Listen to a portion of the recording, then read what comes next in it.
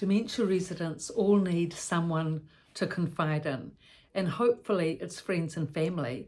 But if friends and family aren't visiting regularly, then often it's their primary main carer that they confide in, because they spend so much time daily with their carer. 30 minutes each morning for showering and dressing, at least if it's hair washing day. Then they see them each meal time, and then of course for toileting. So it can be up to an hour a day that they're spending with their carer. So this is the person that they often confide in. And if the carer is compassionate and loving and giving, as many carers are, it's a great advantage to have a good carer, especially if the carer has a lot of experience. They've been working in dementia care for some time. They've got that stamina, that endurance, that experience, that wisdom, that understanding. That helps a lot to be able to explain to the dementia residents what's happening and the manner in which to say it, because there's a manner in which to communicate with dementia residents to be able to compensate for their confusion, their anxiety, their depression, their lack of confidence. And if you've been working a long time in the field, then you will have more experience to know how to pitch your tone and pitch your manner and pitch that which you want to say. Now, the reason why it's important for dementia residents to have a confidant is that it's there's three things really. It's so confusing being in a dementia facility. They've lost a lot of confidence and they want to ask a lot of questions to try to eliminate their confusion. I mean, they have the confusion of dementia and present memory loss, that's one thing. But then, of course, they've got the confusion of being in this new place, which they have to try and navigate as to what's happening and how it's happening. And the first question will always be, well, why am I here? And if the friends and family haven't addressed this with the person, the carer will say, this is your home now. So hopefully in time that will be accepted by the dementia resident if they're being cared for well, if the carer is kind to them, if they have everything they need, if they're warm, chances are they will accept it. But still they'll have questions like, where's my wardrobe? Where's my shoes? Can I have a glass of water? Where are my hankies? Whatever mundane little day-to-day things they'll be asking about, just like we have to remember all these things each day to be able to organise ourselves, get dressed and manage. And so dementia residents, even though they're relying on the carer for all these things, there's extra things they may well want, like a glass of water, or they might want to brush their hair, or they want a hanky, like some people like a hanky, others like a tissue, or whatever little thing it is. If they can either ask for it with the carer, or if the carer can understand what it is the dementia resident is saying. Now, this is where it actually helps if the relative can communicate with the carer about the special things for their mother, for example. If the relative says, look, mum's always had a hanky, she doesn't like tissues, but I've got a whole pile of hankies in the drawer, if she can please have a hanky up the sleeve of her cardigan each morning.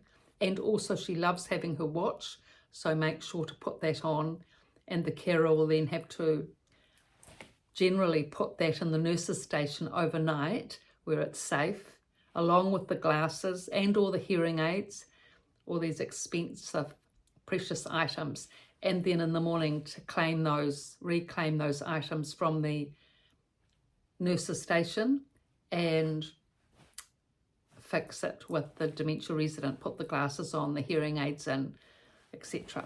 So if the relative can explain to the carer about these things, that mum really does like to have the glasses on all day, not just for reading, not just when she has visitors. She likes the glasses on all day, the hearing aids on all day, and she does like to have a hanky. Or it may well be that mum doesn't like the hearing aids in all day.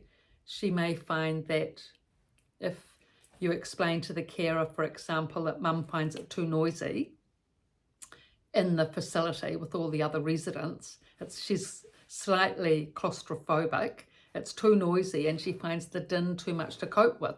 So don't put in the hearing aids day to day for day-to-day life, but when I come and visit, I'll get the hearing aids from the back nurse's station. I'll ask for those so at least mum can hear me when I'm speaking to her. So there's all sorts of variations, but if the power of attorney or the main family carer, friend or family carer, can explain to the carer at the dementia unit facility, you can explain it to the charge nurse or the clinical manager, and it will get put in the notes. But often these tiny little things aren't put in the notes, but they're very important things, and the carer will take it on board as a routine thing with the carers for your mother. So in terms of the confidant, then that's how you support your mother having a confidant, by explaining to the carer what it is your mother needs to be happy day to day, to be comfortable and happy day to day. So that's exactly what the carer is. She is a carer who sets up the person comfortably for the day. Now, of course, visits are still important.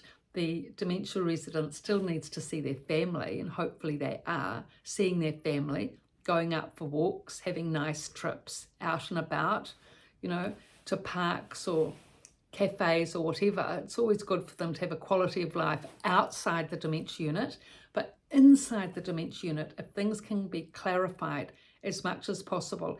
And what actually happens is that if a person is well cared for, if they feel their questions have been answered, they have what they need, everything's in order, this is a very good position for the dementia resident to be able to start building back their confidence.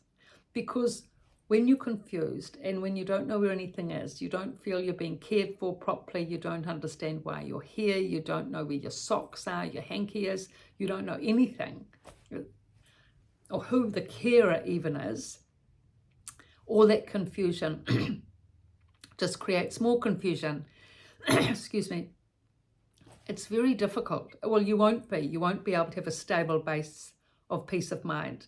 But once everything's in place, you've got someone that understands you, who communicates with you and cares are in place, then quietly, step by step, you can start to build your confidence back, and your communication skills can improve, even if elementary, and then you can start to make friends with various people in the dementia unit and have a nice little life as a result. So hopefully the confidant can be a friend or a family member, especially. Sometimes it is a friend, but usually it's a family member. But it is a commitment. It is actually a really big commitment of time, effort and energy to be, the main support person for someone in a dementia unit. So that's why it's important for brothers and sisters and children, for the whole family, grandchildren, to pull in, to make the effort to work with mother or grandmother, because the more input she has in terms of quality visits and communication and outings, the more confidence she has, the more she'll feel clearer in her thinking, her questions can be answered. And it does take time. Of course it takes time. That's the big thing, to be able to slow down enough to listen and understand and see, is mum saying this? Do you mean this, mum? Or do you mean that, mum? And to go through it, yes, no, what, if.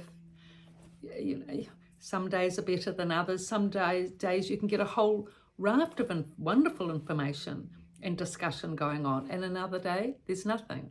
So that's why it does take patience and tolerance. I mean, you might have come a long way away to visit, 2-3 hour drive, and you come and mum's up to nothing. She just wants to sleep. That takes tolerance, doesn't it? You've come all this way and then mum's just lying flat on the bed, not wanting to engage. In that situation, it's just best not to go home straight away. Just wait. In half an hour or so, she'll wake up and she'll be all right and ready to communicate. Give her that half hour, rather than rushing off and thinking that's her for the day. Because often it is just half an hour, maximum an hour, but generally 30, 45 minutes. If they're stressed out, that they like to just lie down, and then they'll come around and you'll be able to have a nicer time once they're refreshed. So These are the two books, Resident's Voice, Resident's Rise on Amazon. Thank you for your support.